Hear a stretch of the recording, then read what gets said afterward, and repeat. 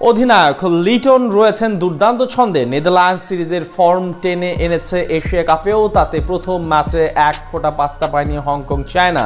ব্যাটে বলে তাদেরকে কোণঠাসা করে প্রথম ম্যাচে দারুণ এক জয় নিয়ে উঠছে বাংলাদেশ। এর মাঝেই সুবাস পেতে শুরু করেছে সুপার ফোরের। আর মাত্র একটি জয় পেলে নিশ্চিত হতে পারে পরের রাউন্ডে চলে যাওয়া।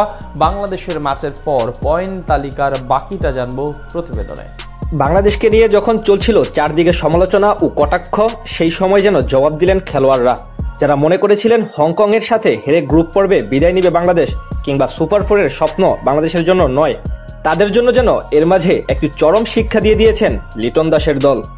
টাইগাররা নিজেদের উদ্বোধনী ম্যাচে মুখোমুখি হয় হংকং চায়নার বিপক্ষে, যেখানে দারুণ জয় তুলে নিয়ে দুর্দান্ত সূচনা করেছে বাংলাদেশ।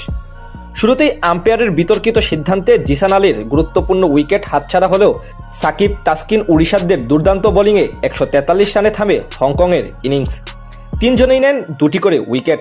জবাবে ব্যাটিংয়ে কিছুটা ধীরগতির সূচনা হয়। ওপেনাররা ব্যর্থ হলেও লিটন ও হৃদয়ের জুটি ম্যাচের নিয়ন্ত্রণ আনে। যদিও তাদের ব্যাটিং ছিল অনেকটা ওয়ান ডে মেজাজে, তবুও জয় নিশ্চিত করতে সমস্যা হয়নি। শেষ দিকে লিটনের দ্রুত রান দলের জয় আরও সহজ করে দেয়। আর তাতে করে এই হংকং এর সাথে 2014 সালের হারের জবাব দিয়েই এবারের এশিয়া কাপ অভিযান শুরু করলো টাইগাররা। সুপার ফোরে জায়গা করে নিতে হলে বাকি দুই ম্যাচে অন্তত জয়ের বিকল্প নেই এখন বাংলাদেশের সামনে। এক ম্যাচ জিতলেই নিশ্চিত হয়ে যেতে পারে সুপার ফোরের টিকিট। এদিকে এ ও বি গ্রুপ মিলিয়ে এর মাঝে শেষ হয়েছে 3টি লড়াই, যেখানে সবচেয়ে বেশি 2 ম্যাচ খেলেছে হংকং।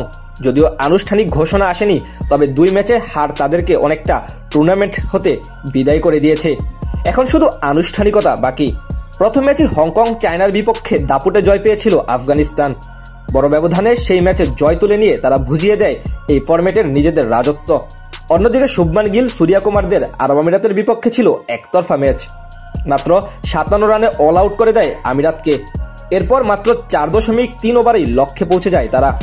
এতেই বোঝা যায় স্কাইয়ের দল কতটা দারুণ ছন্দে রয়েছে টুর্নামেন্টের শুরু থেকেই। বল ও ব্যাট দুই দিক থেকেই নিজেদের আধিপত্য বিস্তার করে আসর শুরু করলো বর্তমান বিশ্ব চ্যাম্পিয়নরা। এদিকে 3 ম্যাচের খেলা শেষে পয়েন্ট টেবিলে কার অবস্থান কোথায়, যেখানে স্বাভাবিকভাবেই 1 নম্বরে আছে সূর্যা কুমার যাদবের দল। যদিও 2 পয়েন্টের চেয়ে তাদের নেট রান রেট দেখলে চোখ কপাল উঠবে যে কারো।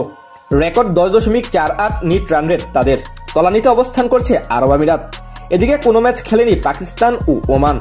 বি গ্রুপে 1 নম্বরে আছে আফগানিস্তান, তাদের পয়েন্ট 2, সমান পয়েন্ট বাংলাদেশেরও। তবে রান রেট হয়ে দাঁড়িয়েছে পার্থক্য। আফগানদের রান রেট 4.7, অন্যদিকে বাংলাদেশের পয়েন্ট 1.00।